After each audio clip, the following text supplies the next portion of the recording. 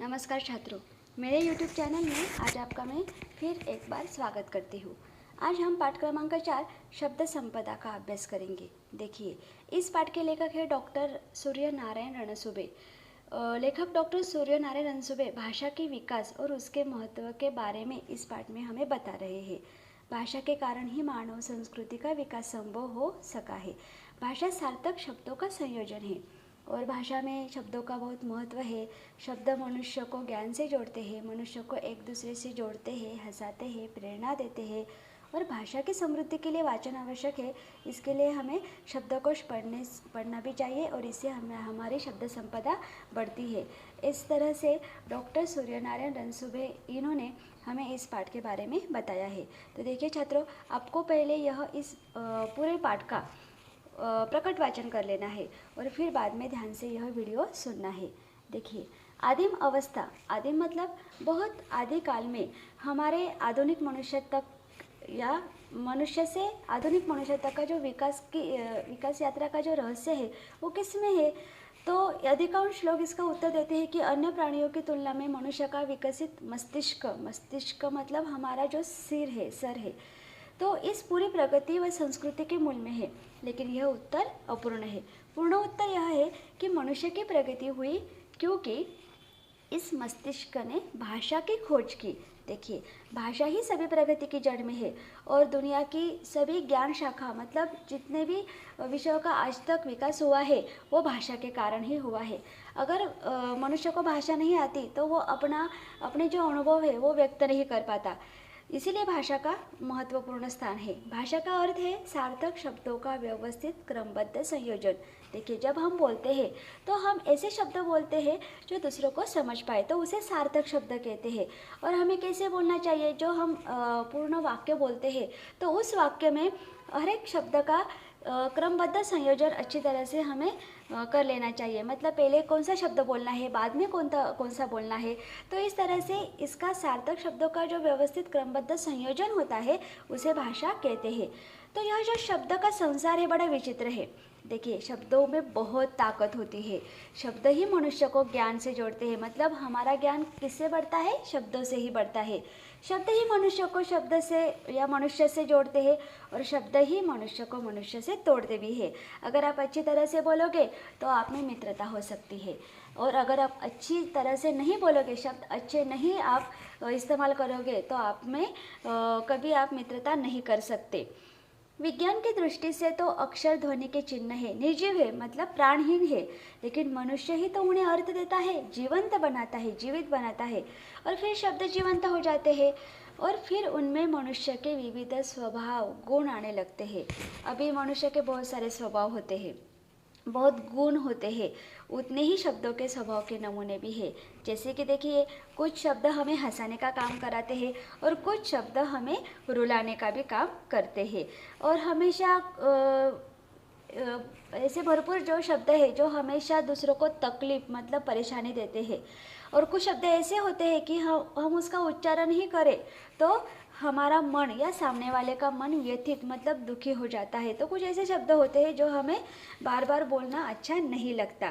कई बार तो ऐसे शब्द है जिसे सुनकर हम रोने भी लग जाते हैं और कुछ लोग जैसे बड़े प्रिय होते हैं वैसे ही कुछ शब्द भी बहुत प्रिय होते हैं और उन्हें बार बार सुनने की गुनगुनाने की हमारी इच्छा होती है।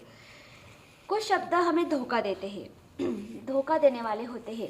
कुछ शब्द निरर्थक मतलब जिनमें कोई अर्थ ही नहीं है, ऐसे निरर्थक होते हैं।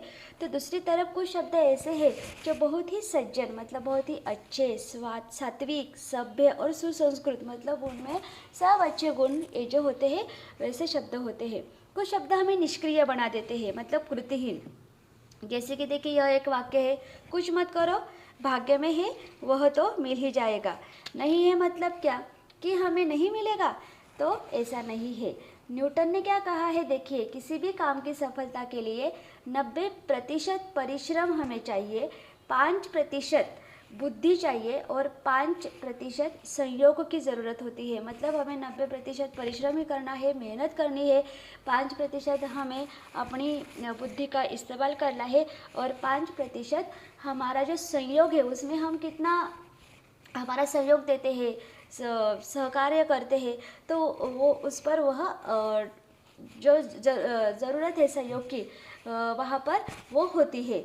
तो याद रखिए, किसी भी काम को पूर्णत्व मतलब पूर्णता देने के लिए 90% कठोर परिश्रम की हमें ज़रूरत ही होती है। ऐसा नहीं है कि तुम्हारे भाग्य में जितना है वही तुम्हें मिलेगा, तो तुम्हें कुछ नहीं करना चाहिए।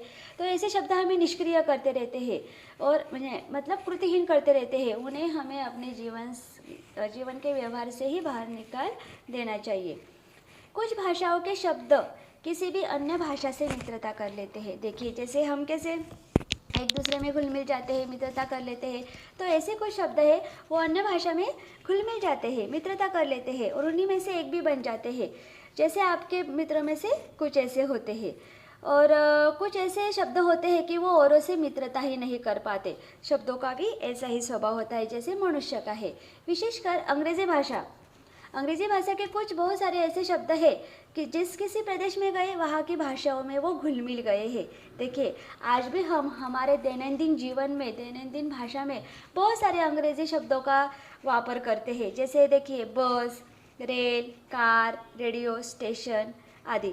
कहा जाता है कि तमिल भाषा के शब्द केवल अपने परिवार, द्रविड़ परिवार तक ही सीमित रहते हैं और वे किसी से घुलना मिलना नहीं चाहते। घुलना मिलना मतलब वो मिलजुल कर नहीं रहना चाहते। अलबत्ता हिंदी के शब्द मिलनसार है परंतु सब नहीं। अलबत्ता मतलब अरबी, जो अरबी हिंदी भाषा है वो कुछ शब्द उसके मिलनसार है, मतलब मिलजुल कर वो रहते हैं, परंतु सब नहीं है ऐसे। कुछ शब्द अंत तक अपना स्वतंत्र अस्तित्व बनाए रखते हैं, वो दूसरी भाषा में नहीं जाते और अपने मूल रूप में ही वे अन्य स्थानों पर जाते हैं। कुछ शब्द अन्य भाषा के साथ इस प्रकार से जुड़ जाते हैं कि उनका स्वतंत्र रूप ही खत्म हो जाता है, वो उन्हीं भाषा में से एक हो जाते हैं। हिंदी में कुछ शब्द ऐसे भी पाए जाते हैं जो दो भिन्न भाषाओं के शब्दों के मेल से बने हैं। जैसे देखिए, मतलब हिंदी के ही वे बने हैं। जैसे हिंदी संस्कृत से दो शब्द तैयार हुए, वर्षगांठ, मांगपत्र। हिंदी अरबी फारसी से थानेदार, किताब घर ये शब्द तैयार हुए। अंग्रेजी संस्कृत से रेलगाड़ी, रेडियो तरंग, अरबी फारसी अंग्रेजी से बीमा पॉलिसी आदि। मतलब जो दूसरी भाषा है और हिंदी भाषा है, दूसरी भाषा हमारे हिंदी भाषा में आकर, यानी कि उस भाषा के शब्द हमारे हिंदी में आकर यहाँ पर घुल मिल गए और आज हम उसका इस्तेमाल करते हैं। इन शब्दों से हिंदी का भी शब्द संसार समृद्ध हुआ है, मतलब धनवान हुआ है। और कुछ शब्द अपनी माँ के इतने लाडले होते हैं कि वे अपनी माँ मतलब मातृभाषा को छोड़कर जाते ही नहीं है, और कुछ शब्द इतने बिंदास हो जाते हैं कि वे किसी भी भाषा में जाकर अपने लिए जगह बना लेते हैं। शब्दों के इस प्रकार बाहर जाने और अन्य अनेक भाषाओं के शब्दों के आने से हमारी भाषा समृद्ध होती है। देखिए, जिनके लिए हमारे पास प्रतिशब्द नहीं होते, ऐसे हजारों शब्द जो अंग्रेजी, पुर्तगाली, अरबी, फारसी से आए हैं, तो उन्हें आने दीजिए। जैसे देखिए, आज भी हम ब्रश कहते हैं, rail, pencil, radio, car, scooter, station आदि। ठीक है, और ये अच्छे शब्द है। दूसरी भाषा से भी अगर आए हैं तो हमें ये इस्तेमाल करना अच्छा लगता है, लेकिन या इस शब्द के लिए हमारे हिंदी में दूसरे कोई शब्द नहीं है। लेकिन जिन शब्दों के लिए हमारे पास सुंदर शब्द है, तो उनके लिए अन्य भाषाओं के शब्दों का हम क्यों इस्तेमाल करें, नहीं हमें उपयोग करना चाहिए। जैसे देखिए, हमारे पास माँ के लिए, पिता के लिए बहुत ही सुंदर शब्द है। जैसे आप माँ पिताजी भी कह सकते हो, माई, अम्मा, बाबा, अक्का, अन्ना, दादा, बापू आदि। ऐसे भी शब्द आप कह सकते हो, बड़ा अच्छा लगता है। लेकिन अब उन्हें छोड़कर मम्मी डैडी कहना, ये अपनी भाषा के सुंदर शब्दों को अपमानित करना है, तो हमें ऐसा नहीं करना चाहिए। हमारे मुख मतलब हमारे मुख से जो उच्चारित शब्द है, उच्चारित मतलब कहे हुए जो हम शब्द कहते हैं, तो उससे हमारा चरित्र, हमारी बुद्धिमत्ता, हमारी समझदारी, संस्कारों को ये सब शब्द दर्शाते हैं। इसलिए जैसा हम बोलते हैं वैसा ही आप कैसे हो, इसका अनुमान लगाया जाता है। इसलिए शब्दों के उच्चारण के पूर्व से हमें सोच लेना चाहिए। कुछ व्यक्ति कैसे होते हैं, पहले सोचकर बोलते हैं तो वो अच्छा होता है, लेकिन कुछ व्यक्ति ऐसे होते हैं वो पहले सोचते ही नहीं है, ऐसे बोलते रहते हैं कि दूसरा उसे सुनकर व्यथित हो जाता है और वो बाद में सोचते हैं कि अरे मैंने ऐसे शब्दों का प्रयोग क्यों किया। तो हमें ऐसे नहीं करना चाहिए। कम से कम शब्दों में अर्थपूर्ण बोलना और लिखना चाहिए, और यही एक कला है। कम बोलो लेकिन अर्थपूर्ण बोलो, और दूसरों को भी अच्छा लगना चाहिए और लिखना भी चाहिए। यह कला फिर आपको कैसे आएगी, तो आपको अनेक सारे विविध पुस्तकों का वाचन करना होगा और परिश्रम करना होगा, इससे वह साध्य हो सकती है। अगर आपने एक भी गलत शब्द का उच्चारण किया तो आपकी जो दोस्ती है, दोस्ती में अगर आपने ऐसे उच्चारण किया गलत शब्द का तो आपकी दोस्ती में दरार पड़ सकती है। दरार पड़ना यह एक मुहावरा है, इसका अर्थ है दूरी बढ़ना, तो दूरी बढ़ सकती है। अब किस समय किसके सामने किस प्रकार के शब्दों का उच्चार करना चाहिए, प्रयोग करना चाहिए, तो ये भी आपको अनुभव, मार्गदर्शन, वाचन और संस्कारों द्वारा ही सीखा जा सकता है।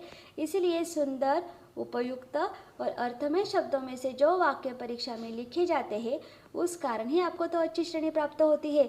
अच्छी तरह से अच्छा भाषा का जो शब्दों का जो क्रमबद्ध संयोजन से अगर आप जवाब लिखोगे तो आपको अच्छे गुण मिलेंगे, अच्छे अंक प्राप्त होंगे और अच्छी श्रेणी भी प्राप्त हो सकती है।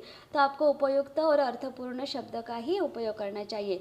अनाप शनाप मतलब निरर्थक बातें करना, अनाप शनाप बोलना यह एक मुहावरा है और इसका अर्थ क्या होता है, निरर्थक बातें करना। निरर्थक बातें करना मतलब इसका प्रयोग हमेशा हानिकारक ही होता है, तो आपको ऐसा नहीं करना चाहिए। प्रत्येक व्यक्ति के पास स्वयं मतलब खुद की एक शब्द संपदा होती है और आपको इस शब्द संपदा को बढ़ाना चाहिए। आप कैसे बढ़ा सकते हो, तो आपको अनेक पुस्तकों का वाचन करना चाहिए। साहित्य के वाचन को आपको ज़रूरत होती है। शब्दों के विभिन्न अर्थों को जानने के लिए शब्दकोश की भी ज़रूरत होती है, मतलब हम उसे डिक्शनरी कहते हैं। शब्दकोश का अगर रोज़ एक पन्ना आप एकाग्रता से पढ़ोगे, एकाग्रता मतलब मन का स्थिर होना, पहले मन को स्थिर कर लेना चाहिए और उसी मन एकाग्रता से अगर आप एक भी पन्ना पढ़ोगे तो आपकी शब्द संपदा बहुत ही बढ़ सकती है। तो आपको तय करना है, तय करना मतलब निश्चय करना है, तय करना यह भी एक मुहावरा है, इसका अर्थ है निश्चय करना। तो आपको निश्चय करना है कि अपनी शब्द संपदा बढ़ानी होगी। इसके लिए आपको रोज़ वाचन करना चाहिए, वाचन संस्कृति को बढ़ाना होगा। अभी आप पढ़ना शुरू करो और तुम भी शब्द संपदा के मालिक हो जाओगे। अगर आपको किसी से बोलने में तकलीफ़ होती है और आपको वो हरा देते हैं और आपने यह ठान लिया है कि अभी मुझे कोई हरा नहीं सकता बोलने में, मैं अच्छी तरह से चर्चा कर सकता हूँ, हर एक विषय का मुझे ज्ञान होना चाहिए, तो आपको वाचन ही करना चाहिए। अगर आप वाचन करोगे तो आपके पास बहुत सारी शब्द संपदा आ जाएगी और आप जीवन में किसी से भी बोलने के संदर्भ में या कुछ अगर आप चर्चा करोगे, बड़े बड़े विचार सत्र में आप जाओगे तो आप वहाँ पर हार नहीं सकते या आपको कोई हरा नहीं सकता। देखिए छात्रों, इस पाठ में हमें शब्द संपदा के बारे में बताया गया है। शब्दों में कितनी ताकत होती है, शब्द एक दूसरे को मनुष्य को मनुष्य से ही जोड़ते रहते हैं, तोड़ते भी है, तो बहुत ताकत होती है। तो हमें इसका उच्चारण समझ कर करना चाहिए, सोच समझ कर करना चाहिए। बोलने से पहले हमें सोच लेना चाहिए, फिर बाद में ही बोलना चाहिए। और वाचन करना बहुत ज़रूरी है। तो आप अपनी पाठ्य पुस्तकें या पाठ्य पुस्तक के अलावा जो बहुत सारी किताबें हैं वो आपको पढ़नी चाहिए और अपनी शब्द संपदा बढ़ानी चाहिए। मैं आशा करती हूँ आपको यह पाठ समझ में आया होगा। अगर यह पाठ आपको अच्छा लगे तो ज़रूर लाइक, शेयर और सब्सक्राइब कीजिए। धन्यवाद।